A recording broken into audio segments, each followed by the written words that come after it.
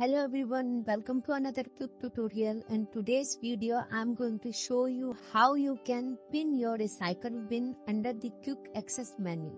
So without time wasting, let's jump into the video.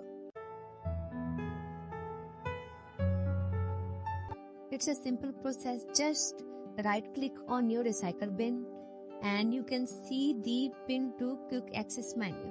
Just click on it and your recycle bin has been pinned on quick access menu.